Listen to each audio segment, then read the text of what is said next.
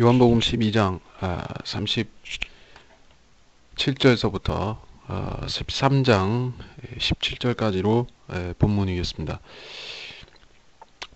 이번 시간에 이 본문은 12장에 주님의 설교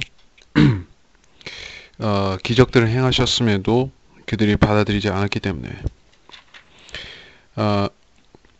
어떤 기적이었느냐, 나사로를 살린 이적을 행하셨음에도 그들이 거부했다. 유대인들이 거부했기 때문에 이제 주님께서는 더 이상 공개적으로 이적을 행하시지 않고 이제 제자들과 주로 대화를 나누시는 장면이 13장에서부터 나오고, 그래서 12장은 주님의 사역이 공개 사역이 정리 하시는 그런 과정입니다. 37절부터 보겠습니다. 주께서 그처럼 많은 기적들을 그들 앞에서 행하셨으나 그들이 주를 믿지 아니하였으니 이는 선지자 이사야의 말을 이루려 함이라. 그가 말하기를 주여 우리가 전하는 것을 누가 믿었으며 주의 팔을 누구에게 나타내 보이셨나이까 함이라. 그러므로 그들이 믿을 수 없었던 것은 이 때문이니 곧 이사야가 다시 말하기를 그가 그들의 눈을 멀게 하시고 그들의 마음을 완악하게 하셨나니 이는 그들이 눈으로 보지도 못하고 마음으로 깨닫지도 못하며 회심하지도 못하게 되어 나로 그들을 치유하지 못하게 하려 함이라 했습니다. 이사야가 이런 일을 말함은 그가 주의 영광을 보고 주에 관하여 말한 것이라. 37절에서부터 주인과 제자들이 함께한 시간을 기록하고 있다 했습니다. 그리고 그들이 주를 믿지 아니하였으니 기적들을 행하였으나 믿지 아니하였다 이렇게 말씀하고 있는데, 원래 이 기적들을 보고 믿는 믿음, 그 유대인들이 하나님을 믿는 믿음은 그러한 믿음입니다. 그들이 민족이 이집트에서 출애굽해서 가나안 땅으로 들어갈 때까지 수많은 이적들을 보았습니다. 구름 기둥과 불 기둥이 인도하고 만나가 빛처럼 내렸습니다. 그리고 강에서 많은 표적들이 있었습니다. 반석에서 물이 나왔습니다. 또 놋뱀을 통해서 그 불뱀을 물린 사람들이 살아났습니다. 그리고 주님께서 기적을 통해서 전쟁에서 이기게 하시기도 하셨습니다. 이런 이적들을 통해서 그들이 믿음이 생겼느냐? 근데 입으로는 주님을 믿는다고 했지만 마음으로는 믿지 않았습니다. 그래서 믿는다는 고백은 그때뿐이었고, 그 표적들을 수많은 표적들을 보았음에도 믿지 않았습니다. 그래서 그 불신은 주님께서 직접 인간의 몸으로 오셔서 육신의 모양으로 오셔서 말씀하셨는데도 여전한 것입니다. 왜 사람이 이렇게 완악한 것인가? 하나님께서 자신을 계시하셔서 증거를 보여주셨음에도 믿지 않을 만큼 사람이 완악한 것인가? 그렇다는 것입니다. 성경이 인간에 대해서 증거하는 바는 이 본질적으로 부패고 본질적으로 하나님을 대적한다 하는 사실입니다. 그래서 유일한 해결책은 그 본질을 본성을 고칠 수 있는 유일한 해법은 하나님의 피가 그 안에 들어가서 그 사람의 본질을 바꾸는 것입니다. 하나님의 아들들의 모양으로 바뀌어야 되는데 그것이 예수님께서 신약교회를 세우신 이유가 되겠죠. 그래서 유대인들이 이때까지 믿지 못했던 것은 성령을 받지 못했기 때문이라는 것을 또 우리가 알 수가 있습니다. 38절에 선지자 이사야의 말이 이렇다고 했는데, 이사야서 53장에 메시아에 대한 예언이 나와 있습니다. 초림 예수 그리스도께서 당하실 고난들에 대해서, 고난들이 무엇인지 쓰고 있습니다. 39절에서 그들이 믿을 수 없었던 것은 왜 믿을 수 없었는가? 40절에 하나님께서 그들을 눈멀게 하고 완악하게 하셨기 때문에 깨닫지 못하고 회심할 수 없게 되었다. 하나님께서 치유할 수 없게끔 되었다. 자, 그렇다면 이 중간에 뭔가가 이 앞부분에 믿을 수 없었던이라는 것이 이 전제의 앞부분에 뭔가가 더 들어 있어야 되는 것이죠. 믿을 수 없어서 믿을 수 없었던 것은 하나님께서 막으셨기 때문이다. 그럼 왜 하나님께서 믿을 수 없게 하셨는가? 예, 그 이유가 있어야 되는 것입니다. 그들이 믿으려고 하지 않았기 때문이다 하는 것을 알 수가 있습니다.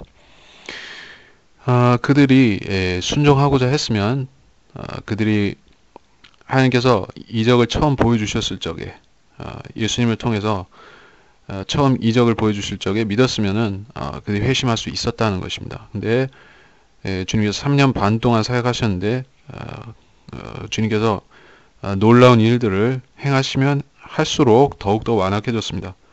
예, 그것은 다시 말해서 이 40절의 이러한 주님의 심판이 믿을 수 없도록 그들이 마음을 완전히 완악하게 하는 그러한 그것이 바로 심판입니다. 마음을 완악하게 하는 그것이 임하기 전에 회심할 수 있는 기회들이 3년 반 동안이나 있었다 하는 사실을 말하는 것이죠. 여기에 그것이 생략이 되어 있다고 해서 없는 것이 아닙니다. 요한복음은 자체가 이 12장까지 오는 과정에서 그러한 사실들을 분명히 설명하고 있습니다. 유대인들은 믿을 수 있는 기회를 스스로 거부했습니다. 거부했기 때문에 빛이신 분을 거부했기 때문에 믿을 수 없게 되었습니다.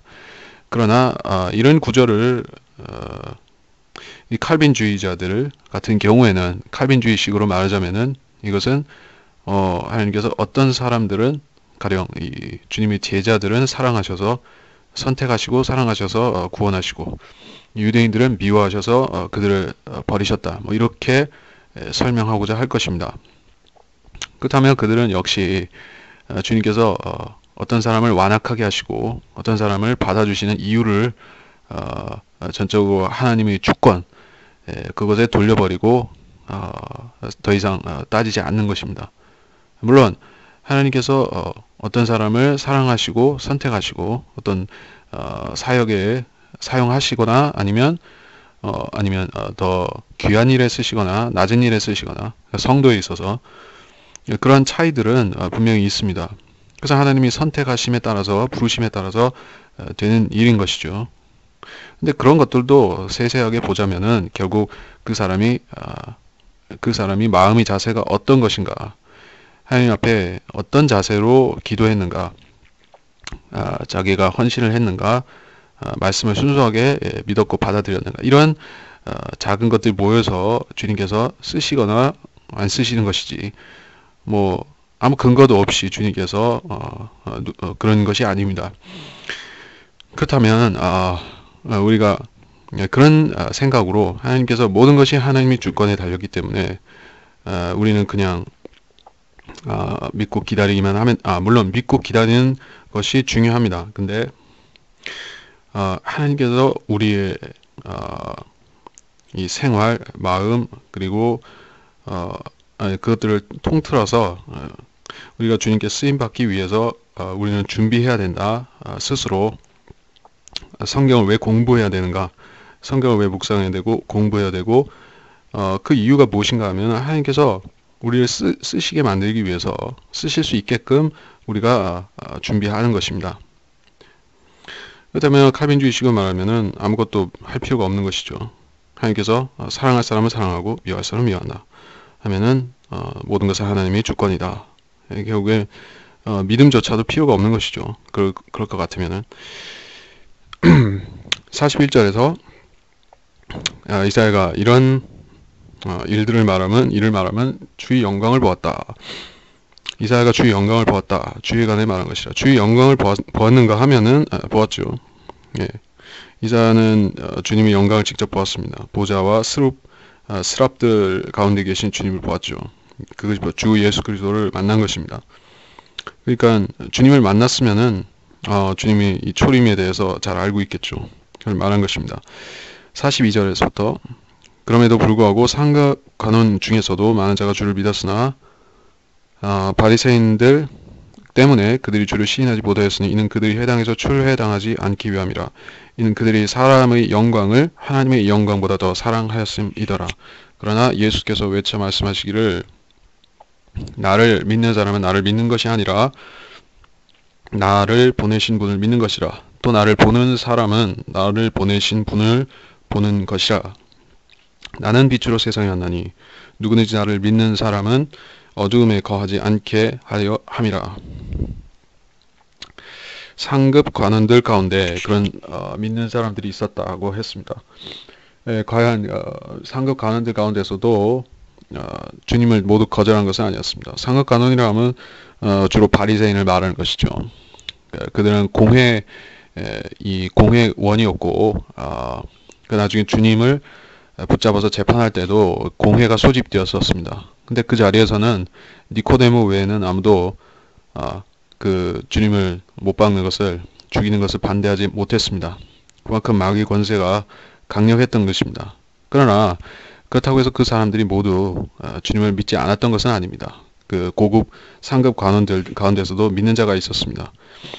믿는 자들이 있었습니다. 많았다고 했죠. 근데 많았음에도 아무 쓸모가 없었다는 것이죠. 왜냐? 그것은 고백하는 믿음이 아니었습니다. 저 부자 청년이 주님 앞에 나와서 제자가 되고자 했지만은 모든 것을 버리고 주님을 좇으라. 주님과 같이 나자지라는 말에 슬퍼하고 떠났습니다. 그와 마찬가지로 그 사람들이 사랑한 것은 하나님을 가장 사랑한 것이 아니라 자기 재물이나 자기 사회적인 지위, 그런 것들을 더 사랑했던 것입니다. 결국엔 그것은 유대교라는 하나의 종교에 머물렀던 것입니다. 나중에 그 사람들이 회심했다 할지라도 주님을 섬길 수 있는, 주님의 편에 설 수 있는 그 기회는 이미 놓친 것이죠. 자, 우리는 항상 주님께서 이 순간에 내가 하늘에서 상을 받을 수 있는 기회를 주셨다는 것을 놓치고 살아가고 있는 것입니다. 나중에 지나가서야 그것을 깨닫게 됩니다. 그러나 그 기회는 그 순간에 지나가면 더 이상 없고 한번 지나가면 그 기회는 사라지는 것입니다. 그 사람들은 즉 썩을 재물을, 썩을 세상을 것을 하나님보다 더 사랑했기 때문에 상을 놓친 것입니다.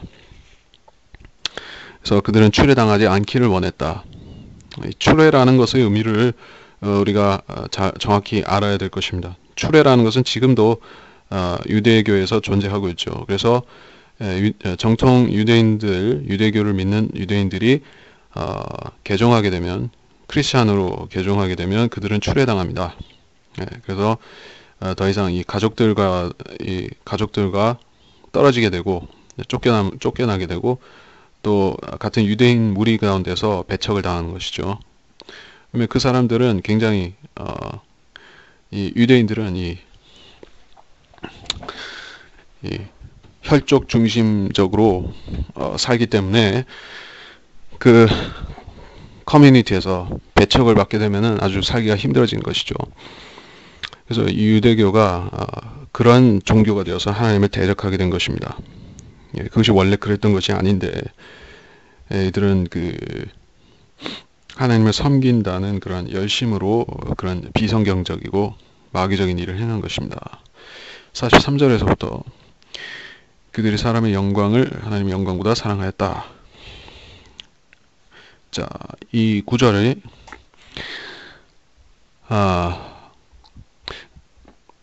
그러니까 이것은 예루살렘 성전에 그 증거가 나타났다 하는 것을 말씀드렸습니다. 그들이 성전이 유대교 성전이 되어버린 것이죠. 그리고 하나님께서 그 안에 여전히 계셨다. 그러나 거기서 그들이 드리는 그 육신적인 제사 때문에, 그 육신적인 경배 때문에 하나님께서는 심히 괴로우셨다는 것입니다. 그러니까 주님께서는 아버지 뜻을 이루러 오신 것이기 때문에 거기서 AD 70년에 일어날 일을 미리 조금 보여주신 것이죠. 성전의 장사치들을 채찍질한 노끈으로 채찍을 만들어서 쫓아내고 상들을 엎어버리죠. 환전상들의 상을 엎어버리시고 그런 것이죠. 짐승들을 몰아내고. 자, 이것이 오늘날의 교회당도 마찬가지로 그렇게 보여주는 것입니다. 요한복음은 유대인들에 대해서만 보여주는 것이 아니죠. 오늘날의 기독교에 대해서도 마찬가지로 적용이 되는 것입니다. 그러니까 뭐 오늘날 크리스찬들이 모두 이 제독교에 들어있는 크리스찬들이 믿는 사람들이 많이 있죠. 근데 그 사람들은 어떤 그 용기 있게 주 예수 그리스도를 고백하지 못합니다. 그리고 예수 그리스도의 께서 쓰시는 성경도 주신 성경도 고백하지 못합니다. 사람의 영광을 더 사랑하죠. 그리고 추례라는 것도 비슷하게 여전히 존재합니다. 그러니까 바른 성경을 믿거나 또 진리 지식을 고백하고 가르치면은 일단 이단으로 정죄를 한다. 그리고 바른 성경을 또한 적대시한다 하는 것이 바로 이 성경에 나타난 대로 지금도 똑같이 하는 것입니다. 44절에 나를 믿는 사람은 나를 믿는 것이 아니라 나를 보내신 분을 믿는다. 45절에 나를 보는 사람은 나를 보내신 분을 본다. 이렇게 말씀하셨는데 이것이 우리한테는 아주 당연한 진리가 되겠지만은 주님이 하나님이라는 사실을, 예수님이 하나님이라는 사실을 고백한 적이 없는 사람들에 있어서는, 특별히 이 당시의 유대인들은 예수님이 하나님의 아들이 아니고 어떤 요셉과 마리아의 자식이라고만 생각했고, 혹은 어떤 나쁘게 생각하기도 했었죠. 어떤 그 간음에서 나온 그런 자식이다라는 식으로 막이 들린 자들이 그렇게 생각했는데, 그렇다면 그 사람들이 놓친 게 무엇인가? 바로 하나님을 놓친 것이죠. 육신으로 나타나신 하나님을 놓친 것이죠. 그래서 사람은 예수 그리스도를 믿어야만 하나님을 믿을 수 있다. 예수 그리스도를 믿는 것이 하나님을 믿는 것이다. 예수님을 보는 사람이 하나님을 보는 것이다. 물론 여기서 보는 사람은 실제로 예수님을 봤죠. 한 인간의 모양으로 계신 하나님을 봤죠. 근데 단지 인간으로 본 것이 아니라 그분이 바로 하나님이라는 사실을 믿었던 것이죠. 믿고 본 것이죠. 그러면 어떻게 되는가? 46절에서 빛으로 세상에 왔나니 믿는 사람은 어둠에 거하지 않게 하려 함이라. 자, 이것이 하나님 예수 그리스도께서 초림 때 오셔서 하신 일이고, 또 이 교회 시대에 이 신약 교회가 물려받아서 이 사역을 또 하고 있는 것입니다. 어둠에 거하지 않게 하려 함이라. 빛 가운데 거하게 하려 함이라. 자, 그것이 이 요한복음 1장에서부터 일관된 빛에 대한 주제로 들어있는 것입니다. 예수님을 믿는 사람은 빛 가운데 있고 믿지 않는 사람은 어두움 가운데 있다 하는 사실을 알려주는 것이 요한복음의 핵심적인 주제라고 할 수 있죠. 그래서 삼위일체를 어떻게 믿을 수 있습니까? 삼위일체가 우리가 볼 수가 없는데, 또 삼위일체가 어떻게 움직이는지 우리가 어떻게 인간의 상상 지각으로 알 수가 있는 것인가? 그래서 많은 신학자들이 삼위일체에 대해서 어떤 사람은 이해할 수 없는 것이다, 그냥 믿어라 말하기도 하고, 어떤 사람은 여러 가지 자연물의 비유를 통해서 설명하면 이해하기 쉽다고 합니다. 물론 우리는 자연물의 비유를 통해서 많은 것들을 배울 수가 있습니다. 그래서 물과 얼음과 수증기라든지 태양광선이 가시광선, 적외선, 자외선, 그래서 아버지 하나님은 불멸하는 혼, 볼 수도 없고 느낄 수도 없다. 그러한 이 적외선과 같은 존재죠. 그리고 가시광선은 볼 수 있고, 그리고 적외선은 볼 수는 없지만 느낄 수는 있다. 성령과 같은 존재. 그리고 물, 그리고 얼음, 수증기 같은 경우에도 이게 수증기는 당연히 성령이겠고, 물은 그 물은 그러니까 물은 세 가지 상태로 설명하는데 H2O가 세 가지 상태로 존재한다는 것이죠. 근데 그 분자가 그 세 개로 결합되어 있으니까는 그 셋이 하나인데 세 가지 상태로 존재한다. 뭐 그런 사실을 설명하는데, 우리가 이런 것들로 완벽하게 이해할 수는 없습니다. 우리가 삼위일체를 완벽히 이해할 수 있으려면은 예수 그리스도 안에 있어야만 됩니다. 그리고 궁극적으로는 예수 그리스도의 모양으로 변모가 되어야만 됩니다. 현재 성화가 되는 것을 포함해서 장차 예수님의 모양으로 변화가 되었을 적에 그때 우리가 지금은 미흡하게 알고 있다 할지라도 그때는 완전하게 아는 것이다. 그래서 그런 온전한 것이 온다고 했죠. 성경에. 그러니까 우리가 지금은 유리를 통해서 희미하게 보지만은 그런 말씀이 있죠. 그때가 되면 얼굴과 얼굴을 마주해서 볼 것이다 라는 사도 바울의 말씀이 있죠. 얼굴과 얼굴을 마주해서 본다. 자, 그것도 좀 생각해 봐야 될 말씀이지만은 어쨌든 우리가 주님의 이런 말씀을 통해서 주님이 아버지 안에 있고 아버지께서 주님 안에 계시다. 주님이 곧 완전한 하나님이시다. 또 주님을 믿으면 하나님을 믿는 것이다. 100% 그러하다. 하는 사실을 우리가 믿으면은 그때 우리가 성부, 성자, 성령 하나님을 믿는 것입니다. 예수님을 통해서 우리가 성부, 성자, 성령을 다 믿는 것입니다. 그렇게 되는 것이다. 자, 그리고 47절에 만일 누가 내 말을 듣고 믿지 아니하는다 해도 나는 그를 심판하지 아니하노니 이는 내가 세상을 심판하러 온 것이 아니고 세상을 구원하러 왔기 때문이라. 나를 거절하고 내 말들을 받아들이지 아니하는 자는 그를 심판할 이가 있으니 곧 내가 말한 그 말이 그를 마지막 날에 심판하리라. 이는 내가 스스로 말한 것이 아니고 나를 보내신 아버지께서 내가 말할 것과 이를 것을 명하셨음이니 나는 그분의 계명이 영생임을 아노라. 그러므로 내가 말하는 것은 무엇이나 아버지께서 나에게 말씀하신 것을 그대로 이르는 것이라 하시더라. 나는 그를 심판하지 아니하노니. 그러니까 주님께서 심판에 대해서 말씀하셨는데 어떤 심판이냐? 이 마지막 날이라는 이 단어를 우리가 주목해야 되겠죠. 그러니까 현재 시제로 말하자면 당시에 주님을 보고 믿지 않았던 사람들은 어디로 넘겨지는가? 백보자 심판으로 들어가 있죠. 불신자니까. 물론 지금 믿지 않는 사람들도 불신자니까 백보자 심판으로 넘어갑니다. 그래서 여기는 안 믿는 사람들에 대해서 어쨌든 안 믿는 사람들에 대해서 말한 것이니까 그 사람들은 결국에 어디로 가느냐? 계시록 20장 19장 20장 20장 끝에 그 백보자 심판의 장면에 등장하는 죄수들로 등장하겠죠. 그 사람들은 어떻게 심판을 받는 것인가? 왜 심판받는 것인가? 우리가 그거를 알아야 되겠죠. 가지각색의 이유가 있겠지만은 궁극적으로 어떤 거기 선 사람 중에 예수님을 보고 안 믿은 사람이 있죠. 주님이 말을 듣고 안 믿은 사람들이 있죠.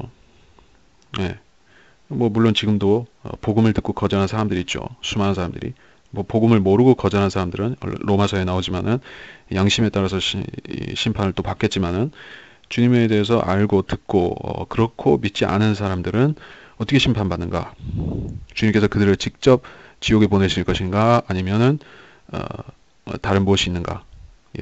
그래서 직접 하시는 것이 아니라 물론 주님께서 심판의 보좌에 앉아 계시겠지만은 심판하는 존재가 따로 있다는 것입니다. 무엇이 근거가 되어서 그들 죄인들을 심판하는가? 바로 말씀이다. 내가 말한 그 말이라는 것은 성경 66권을 다 말하는 것이죠.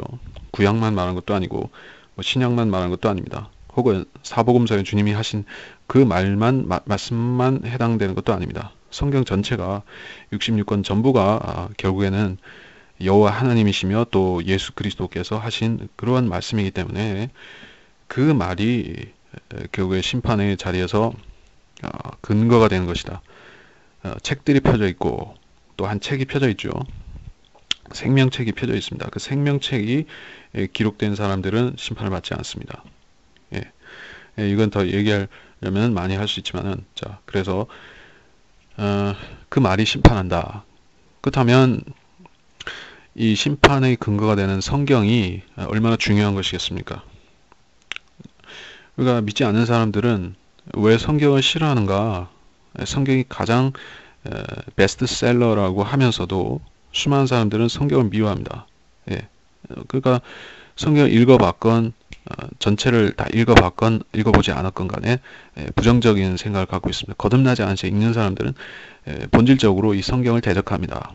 그 사람들이 예수님을 아무리 좋게 생각한다 할지라도 성경을 아무리 좋게 바라본다 할지라도 그 사람들은 성경에 대해서 거부감을 갖는 것입니다. 왜 그런가?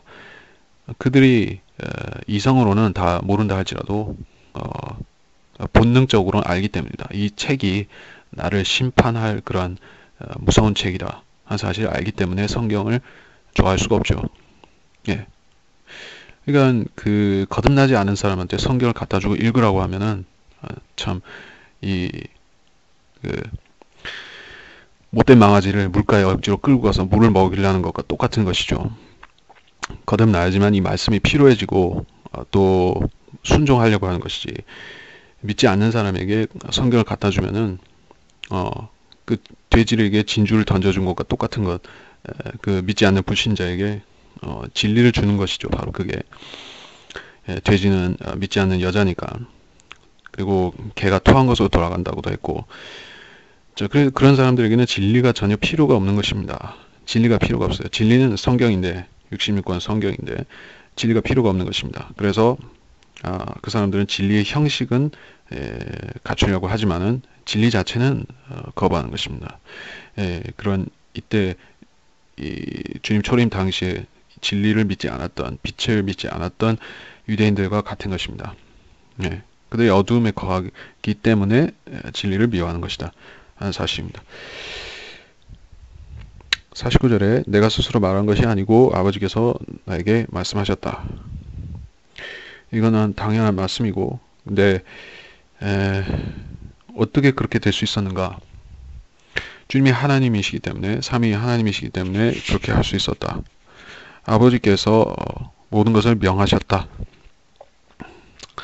아버지께서 보낸 사람이 있는데 모세가 예언했듯이 한 선지자를 줄 것이다. 내 말들을 그 입에 둘 것이다. 주님은 선지자이셨다는 것이죠. 49절은 주님께서 선지자 사역을 하고 선지자로서 사역하신다는 하고 계셨다는 사실을 또 말하고 있는 것입니다. 초림 당시에 십자가에 달리시기 전까지 주님은 계속해서 선지자이셨습니다. 선지자니까 이스라엘 선지자들이 의 하나로서 표적들을 행하셨던 것입니다. 50절에서 그분의 계명이 영생이다. 이렇게 말씀하고 있습니다. 계명. 이 계명이라고 하는 것은 사람 편에서 지켜야 되는 십계명, 율법들, 그러한 규례들을 말하는 것이라고 생각하지만은 사실 그렇습니다. 그것이 계명입니다. 계명들이죠. 계명들. 그래서 이 계명은 계속해서 지켜져야만 되는 것이다. 왜냐하면 그것은 땅에 사는 사람들이 있는 한 계명입니다. 물론 하늘에도 계명이 있습니다. 근데 계명은 위대한 것이죠.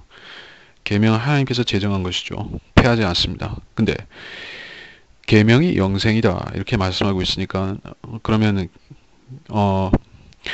그렇게 행하는 것이 바로 영원히 사는 것이다. 영원히 살 수 있는 것이다.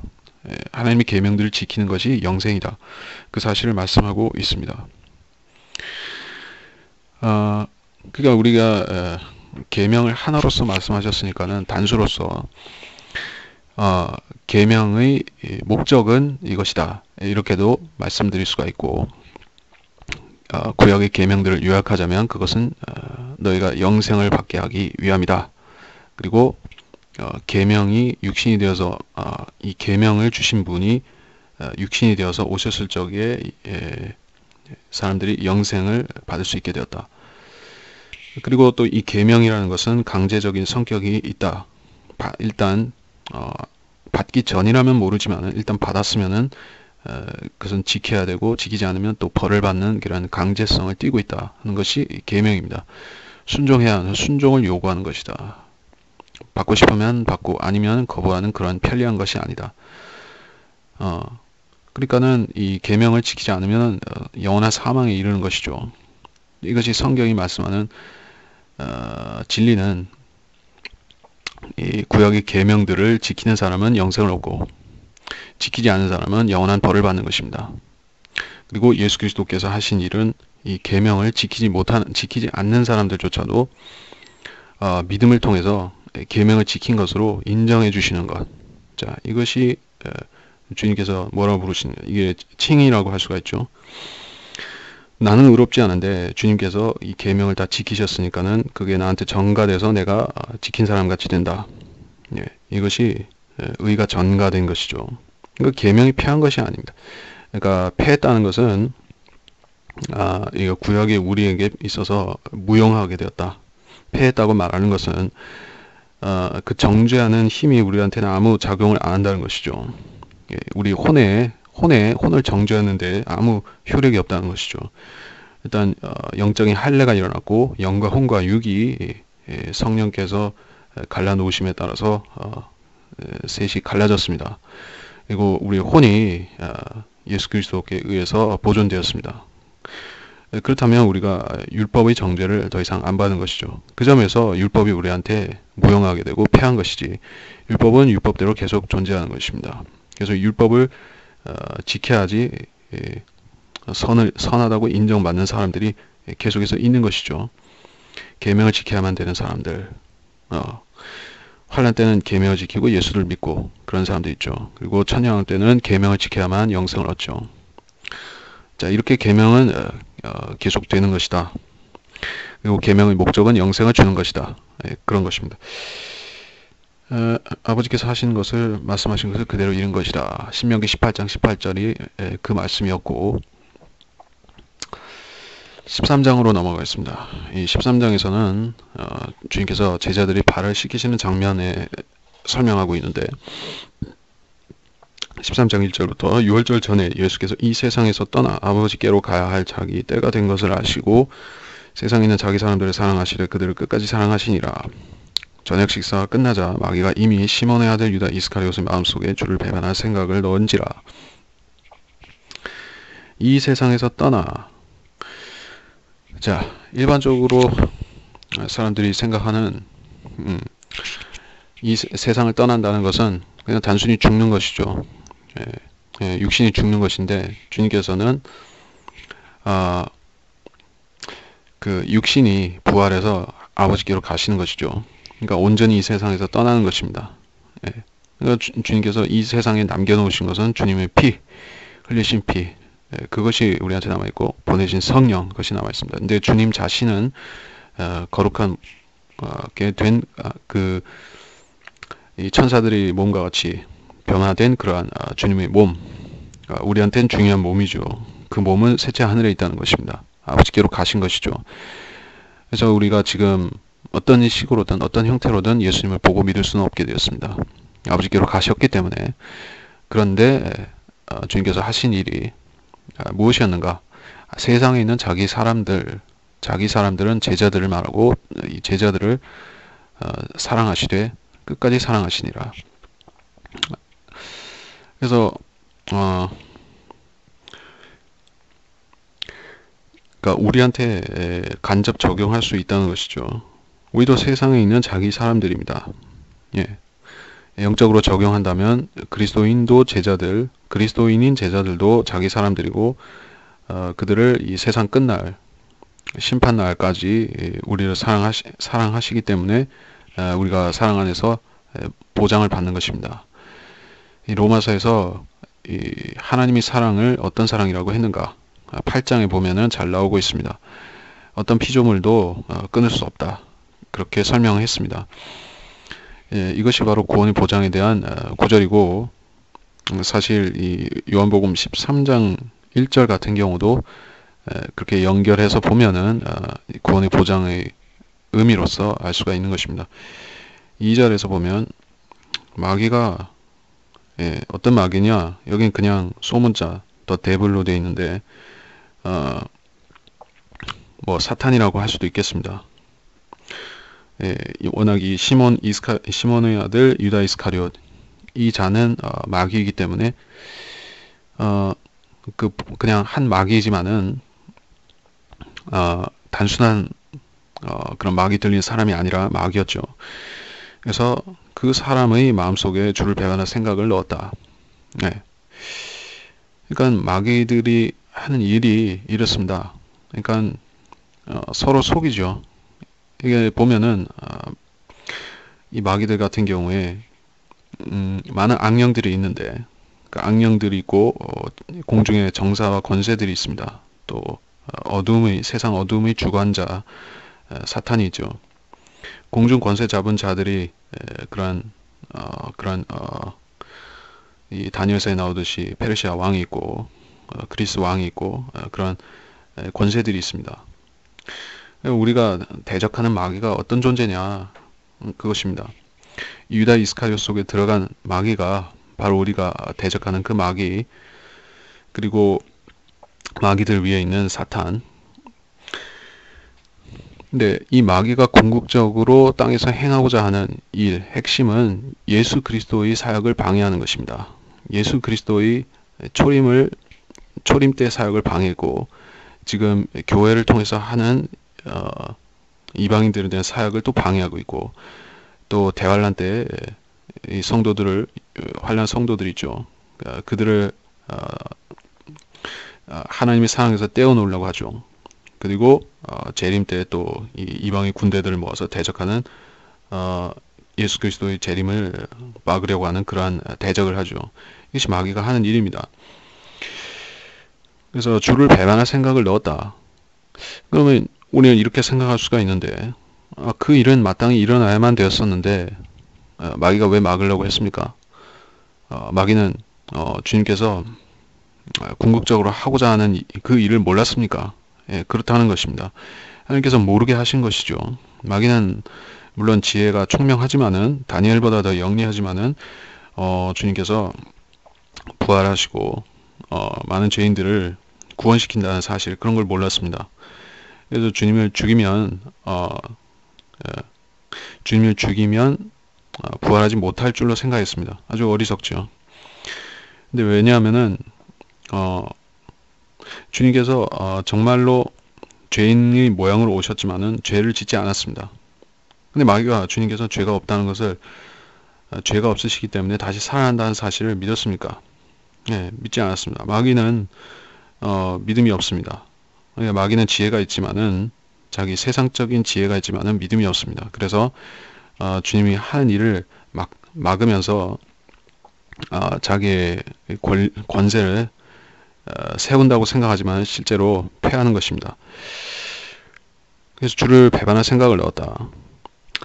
3절에서 예수께서는 아버지께서 모든 것을 늘 자기 손 안에 주신 것과 자기가 하나님께로부터 왔다가 하나님께로 가는 것을 아시고 저녁 식탁에서 일어나시 옷을 벗어 한쪽에 놓고 수건을 가지고 허리에 두르시더라. 대야에 물을 부으신 후 제자들이 발을 씻어 주시며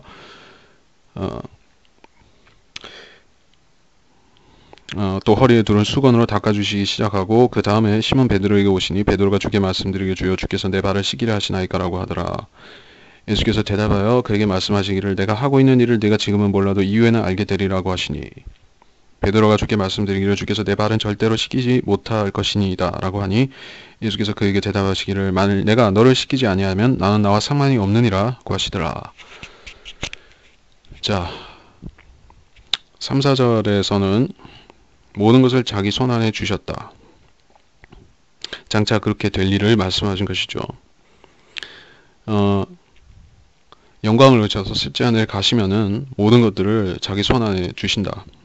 예, 그것은 약속입니다. 천년왕국의 약속을 말하는 것이죠. 그리고 그것은 주님께서 부활 승천하시면은 불언간에 이루어지는 일입니다. 하나님께로부터가 하나님께로 가는 것을 아시고 그러면 주님께서는 모르셨단 말인가? 예, 그렇지 않죠. 그러니까 주님께서 그 때를 기다리며 기도를 하셨었죠. 근데 이 아버지께서 이 확정적으로 주님께서 이제 죽으셔야 된다는 사실을 분명히 알려주신 것입니다. 네. 또 주님께서 많이 괴로워하셨던 것이죠. 왜냐하면 주님께서는 끝까지 마지막까지 자기 사람들을 사랑하실 뿐만 아니라 이스라엘 백성 그리고 그 앞으로 태어날 이스라엘 백성들까지도 위해서 그들을 위해 기도하고 또 괴로워하셨던 것이죠. 근데 주님께서는 아버지 뜻이 이루어져야 된다는 것을 아셨습니다. 이스라엘은 버림받아야 되고 그들은 2000년 동안 또 고통을 받아야만 됩니다. 그러나 주님이 흘리신 피를 통해서 몸된 신약교회가 또한 생겨날 것입니다. 그런 것들을 아셨습니다. 4절에서 저녁 식탁에서 일어나시어, 자, 섬김의 장면이 나옵니다. 아름다운 섬김이다. 그래서 주인이 종을, 그리고 선생이 제자를 격식을 버리고 파격이죠. 그래서 그렇게 섬기는 장면이 나왔는데 이것은 아주 신선하고 사람들이 어떤 섬김의 예로 들기를 좋아하는 것이죠. 그래서 이런 세족식이라고 해서 많은 종파들에서, 기독교 교파들에서 그런 비슷한 식으로 의식을 만들어서 행하기도 합니다. 이게 무슨 뜻으로 하는가?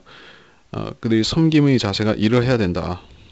주님께서 가르쳐 주신 대로 그렇게 행하면서 섬기면서 그걸 행하면 상관이 없는데 누가 그렇게 하는가? 로만 캐토릭이라든지 그러니까 그들이 성경대로 거듭난 사람들이어서, 믿고 거듭난 사람들이어서 성도들을 서로 섬기는 사람이 아니죠. 그러면서 발을 씻으면 어떻게 되는가? 이건 바로 손과 발을 씻는 바리새인들과 똑같이 되는 것이죠. 부지런히 씻는 사람들. 그러나 씻으라고 한 의미도 모르고 그것이 무엇의 예표인지도 모르는 사람들이 되는 것이죠. 유대인들은 자주 씻었죠. 손과 발을 씻었습니다. 외출했다 해서 갔다 오면 씻고, 그래서 발을 씻는 것은 기본, 생활에서 기본인데 그래서 이 발을 씻는다는 것은 종이 하는 일이죠. 발을 씻어주는 것은 종이 주인한테 하는 일입니다. 근데 왜 주님께서 제자들이 그렇게 하셔야하는가, 그렇게 해야만 되는가?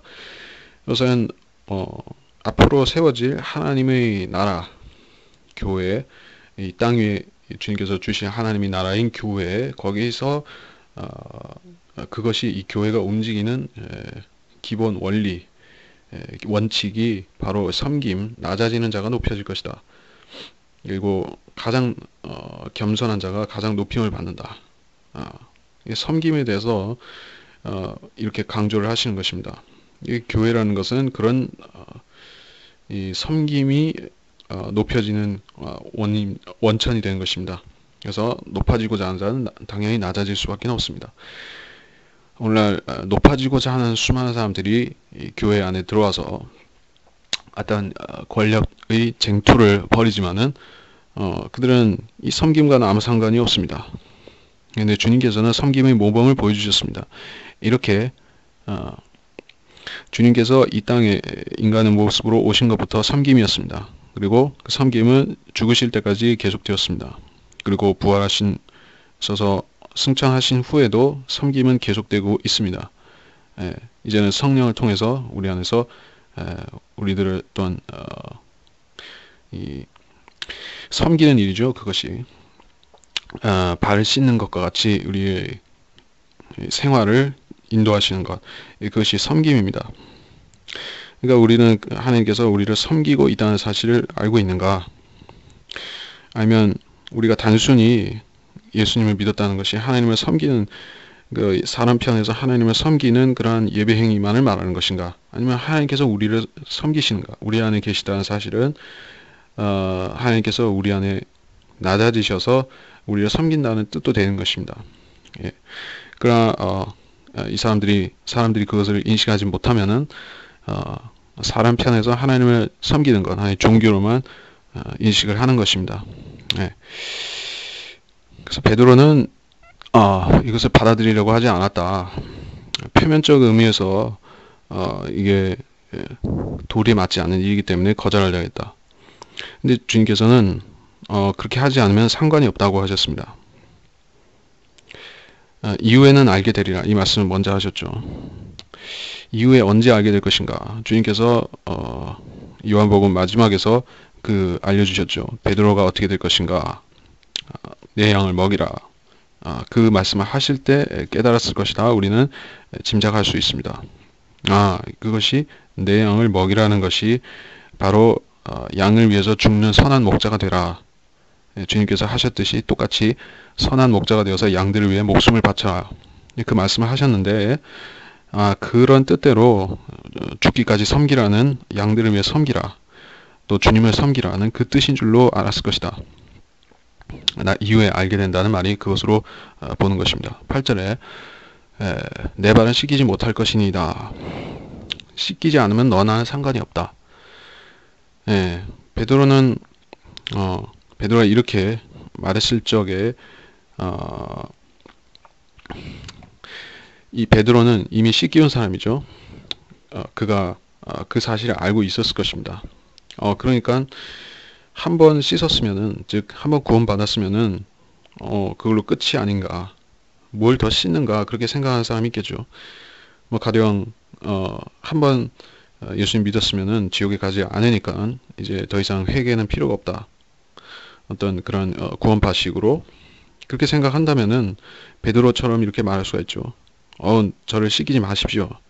저는 이제 씻었으니까는, 목욕했으니까는, 베드로가 목욕했다고 알고 있었는지, 확실히 알고 있었는지 그건 모르겠습니다. 근데 주님께서 목욕한 사람은 온몸이 깨끗하다, 그렇게 말씀하신 걸 봐서는 아마 베드로는 자기가 그렇다는 것을 인식을 하고 있었을 것입니다. 깨끗해졌다. 주님께서 주님을 믿었기 때문에 이미 주님 깨끗하게 해주신 상태, 그 거듭난 것을 말하는 것이 아닙니다. 그러니까 주님과 함께 있는 그 상태에서는 이미 깨끗해진 것이죠. 믿었으니까. 자, 그거에 대해서 오해할 수가 있는 것이죠. 그러나 또 씻어야 된다. 뭘 씻어야 되는가? 발을 씻어야 된다. 발이 중요하다. 왜? 이유에 보겠습니다. 9절에서부터 시몬 베드로가 주께 말씀드릴 주여 내 발뿐만 아니라 손과 머리도 씻어주소서라고 하니 예수께서 그에게 말씀하시길 이미 목욕한 사람은 발밖에 씻을 필요가 없으니 그는 온몸이 깨끗함이라 너희는 깨끗하나 다 그런 것은 아니니라고 하시더라. 이는 주께서 자기를 배반할 자가 누구인지 아심이라. 그러므로 말씀하시기를 너희가 다 깨끗한 것은 아니니라고 하신 것이라.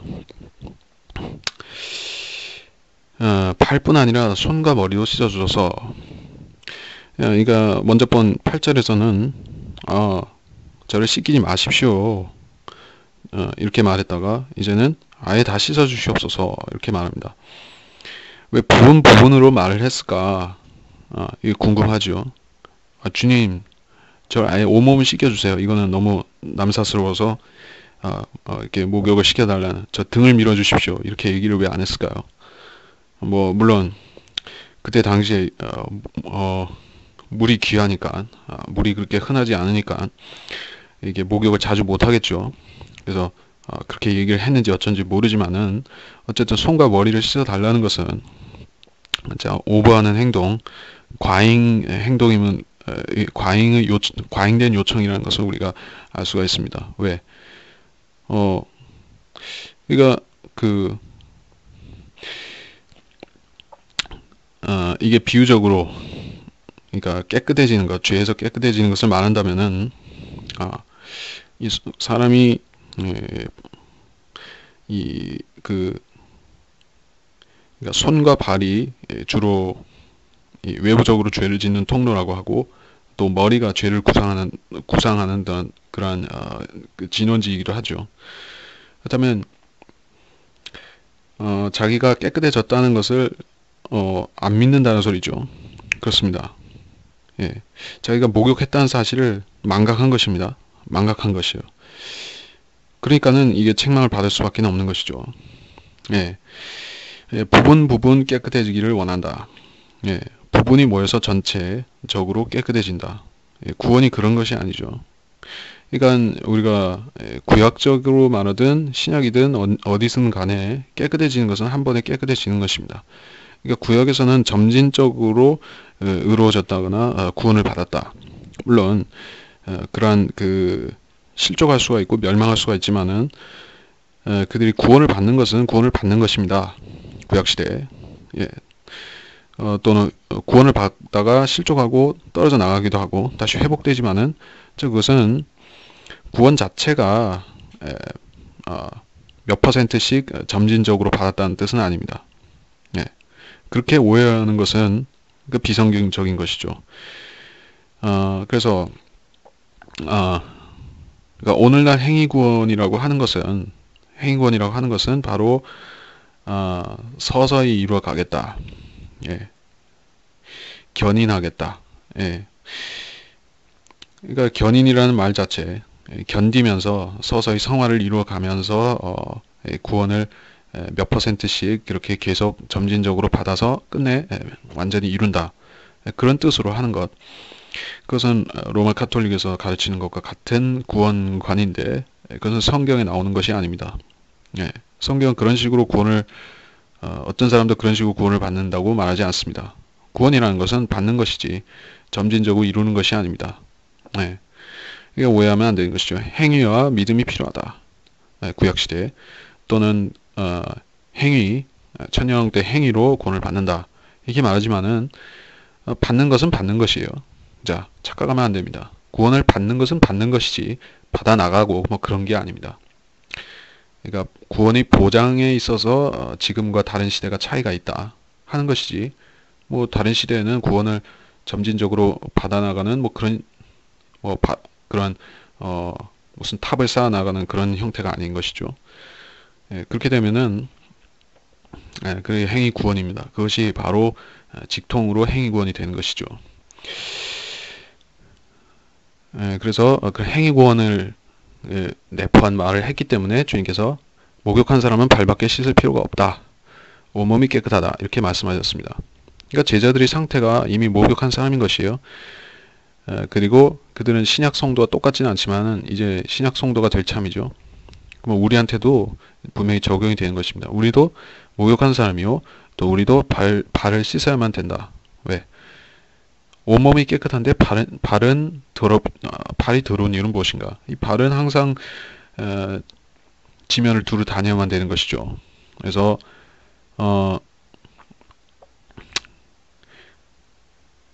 또 쉽게 오염되는 것이 바로 발이죠. 예. 그 손을 씻는 만큼 자주 씻지는 못하죠. 그리고 그 병도 쉽게 생길 수가 있지 않습니까? 무좀 같은. 예. 조금만 관리를 제대로 안 하면은 병이 생기기도 하고 뭐 그런 것이 발입니다. 그렇기 때문에 너는 발을 관리해야 된다. 발을 잘 씻어야 된다. 이걸 알려주신 것입니다. 그리스도인들은 이제 주님께서 머리든 손이든 깨끗하게 해주셨죠.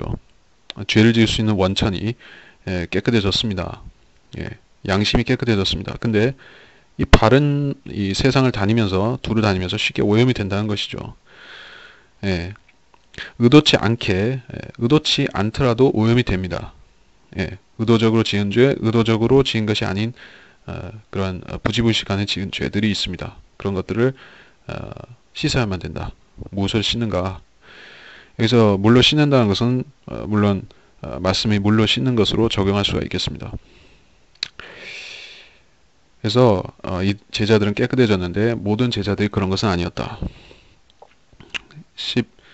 11절에 자기를 배반할 자가 누군지 아심이라. 주님께서는 아셨다. 근데 제자들은 눈이 가려워져서 몰랐던 것입니다. 실제로 유다 이스카리ot이 주를 배반할 자라는 것이 공개적으로 알려진 것은 주님께서 그 마지막 날에 알려주신 것이죠.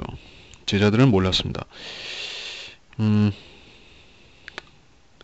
그들이 발을 씻기신 후에 옷을 입으시고 다시 앉으시어 그들이 말씀하시기를 내가 너희에게 행한 일을 알겠느냐 너희는 나를 선생이라 또 주라 부르니 너희 말이 옳도다. 이는 내가 그렇기 때문이라. 내가 너희 주와 선생으로 너희 발을 씻겼으니 너희도 서로의 발을 씻겨주는 것이 마땅하니라. 내가 너희에게 한 본을 보였으니 내가 너희에게 행한 대로 너희도 행하여야 하리라. 진실로 진실로 내가 너희에게 말하노니 종이 자기 주인보다 더 위대하지 못하며 보냄을 받은 사람이 보낸 사람보다 더 위대하지 못하니라. 너희가 이런 일들을 알고 그것들을 행하면 복이 있느니라. 자, 이제 발을 씻고 옷을 다시 입으셨는데 그것은 그 앞부분에서 옷을 벗으시고 닦아주실 때는 주님이 이 부활 사건 옷을 다시 정리하시고 앉으실 때는 하늘에 앉으신 것 이거를 그림으로 하나 보여주는 것이 될 수 있겠습니다. 그리고 예표적인 그림으로 보여주신 것이죠. 나를 선생이라 주라 부른다. 그러니까 제자들이 모두 주님을 선생으로 불렀는가? 주님께서 처음에는 선생이라고 알고 있었지만 나중에는 주님이 되었습니다. 예.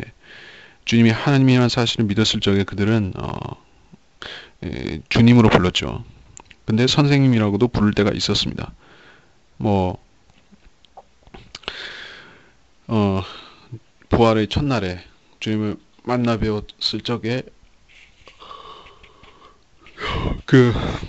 마리아가 주님을 라보니라고 선생님이라고 불렀죠.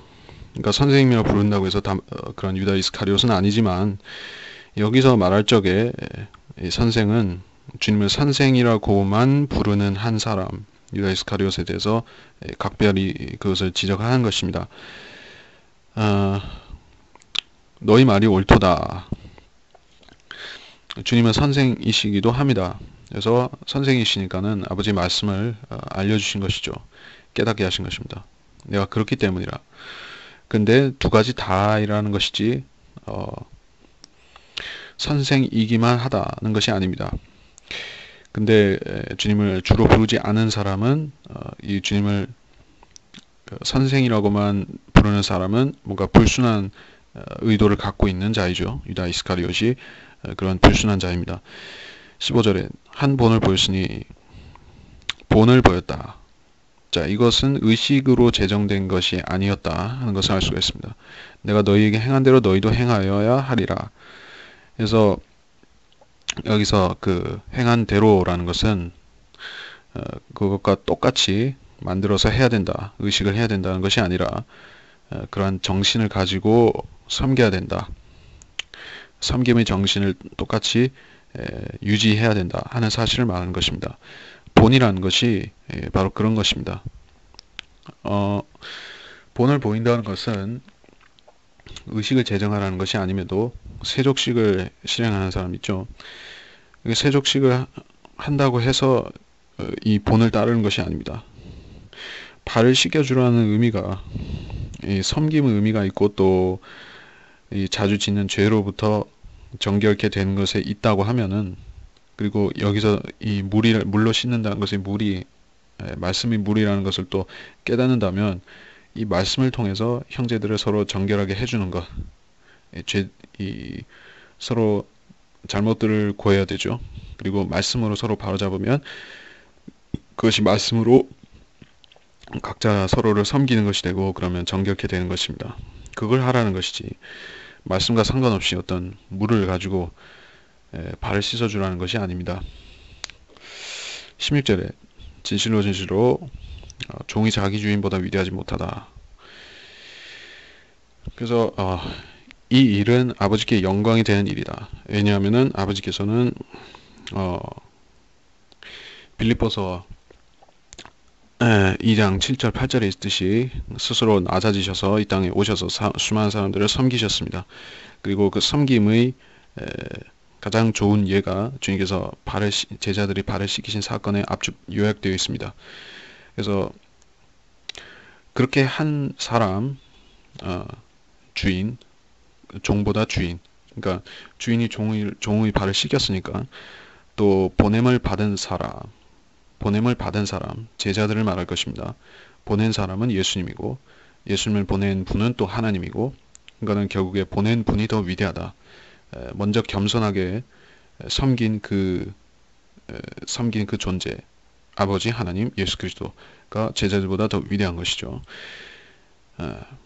왜냐? 낮아지는 자는 높여지고 높여진 자는 낮아지기 때문에 그 행한 사람이, 섬긴 사람이 더 위대합니다. 이런 일들을 알고 행하면 복이 있다. 자, 이대로 행하는 사람이 있는가? 오늘날 별로 없는 것이죠. 이것이 예수 그리스도의 겸손이었다.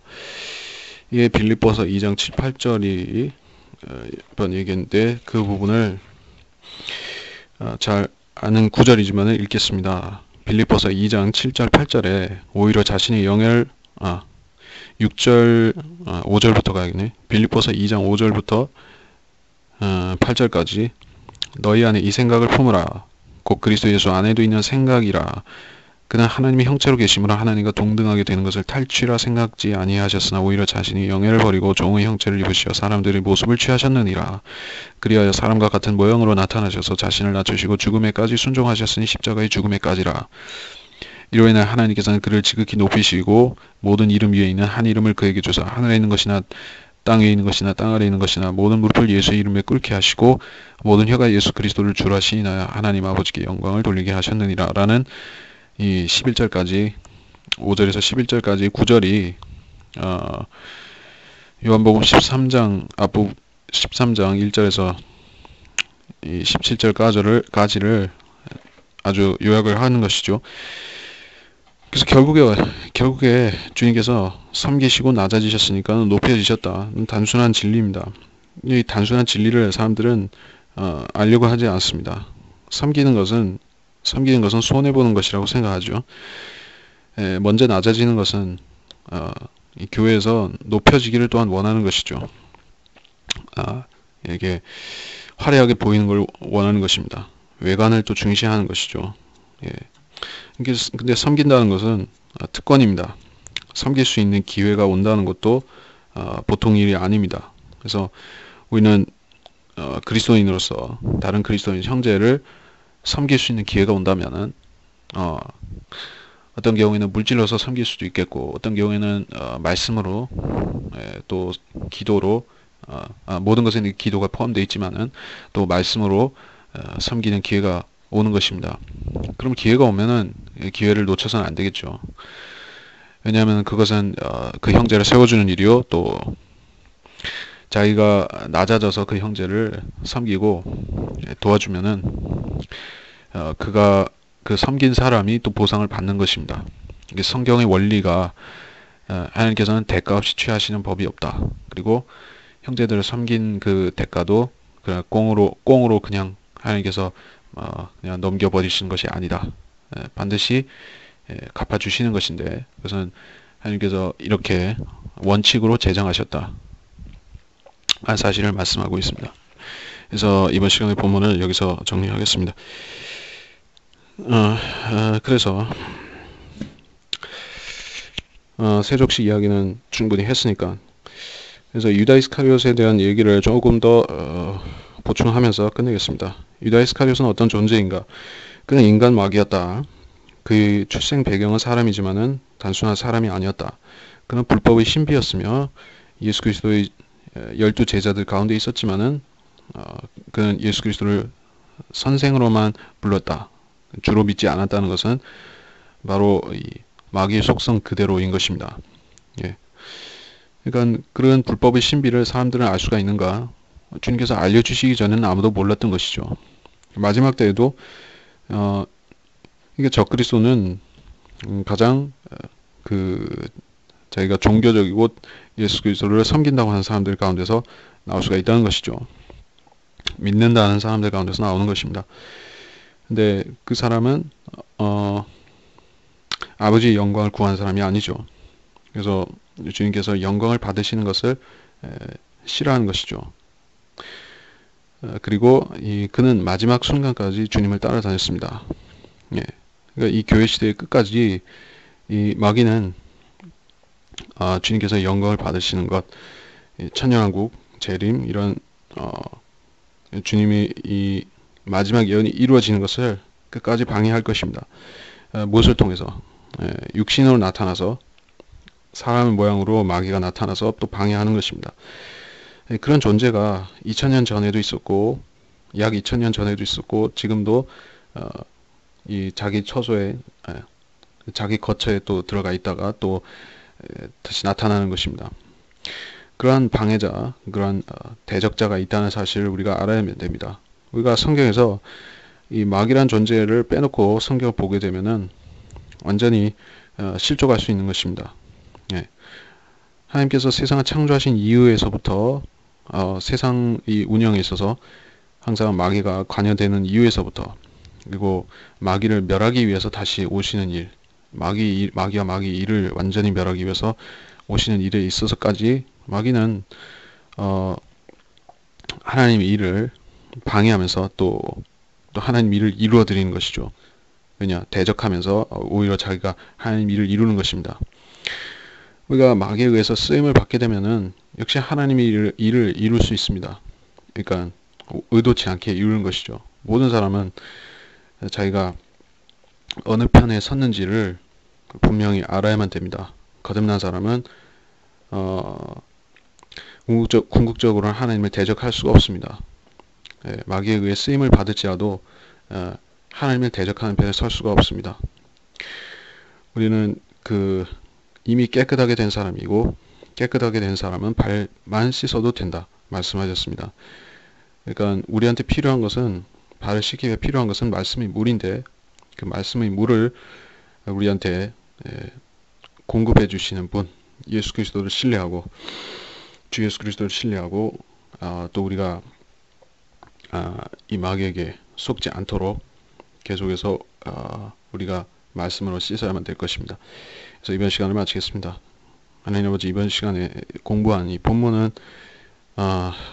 주님께서 이 땅에서 육신으로 땅에서 사시면서 33년 반 동안에 사시면서 수많은 사람들을 이 진리를 보여주셨지만은 결국에 주님을 온전히 따른 사람은 12명 가운데서도 이 유다 이스카리오스를 빼고 11명 뿐이었습니다. 주님, 그 자기 사람들을 위해서 주님께서는 최상의 섬김을 보여주셨습니다. 그러니까 우리가 주님께 섬김을 보여드리면은 주님께서는 역시 우리도 섬기십니다. 그러니까 모든 일은 주님 안에서 섬기는 일은 모두 양쪽 다해서 일어납니다. 우리가 주님을 섬기는 것이요 또 주님께서 우리를 섬기십니다. 그것이 삼위일체 하나님께서 하시는 교제가 그러하고 주님 삼위 안에서 이루어지는 교제가 그러하고 또 우리가 주님 안에 들어가서 나누는 교제가 또 그러한 섬김의 교제입니다. 주님은 그러한 중요한 원칙, 중요한 원리를 알려주셨는데 이것을 지혜로 깨달아서 우리도 그것을 행해야 될 줄 압니다. 우리가 섬겨야 될 사람이 누구인지 우리가 섬길 수 있는 기회가 우리 앞에 어떻게 놓여져 있는지 우리가 바로 깨달아야만 됩니다. 하나님의 교회를 섬겨야만 되고 진리를 증거하는 진리를 전파하고 진리 지식을 수호하는 종들을 위해서 기도해야만 됩니다. 또 그들을 섬겨야만 됩니다. 주님 이 땅에서 이 낡아져가는 또 쓰러져가는 세상에서 소중한 가치가 무엇입니까? 아버지의 사람들을 알아보고 아버지께서 보낸 사람들을 알아보고 또 그들을 섬기는 것입니다. 주님께서 그 일을 위해서 신약교회 안에 이 섬길 수 있는 자리를 마련해 놓으셨습니다. 이것이 우리 위치를 바로 깨달아서 우리 서로를 섬길 적에 우리가 상을 받을 수가 있습니다. 또 서로를 세워줄 수가 있습니다. 그러니까 진리 지식을 우리가 채워졌을 적에 우리가 머리로만 채워진 것이 아니라 또한 주님께서 가르쳐 주신 이 방식 그대로 섬겨야 할 적에 주저없이 섬길 수 있는 그러한 그리스도인으로 성장할 수 있게 우리를 인도해 주시기를 원합니다. 감사를 드리오며 위대하신 주 예수 그리스도의 이름으로 기도하였습니다. 아멘.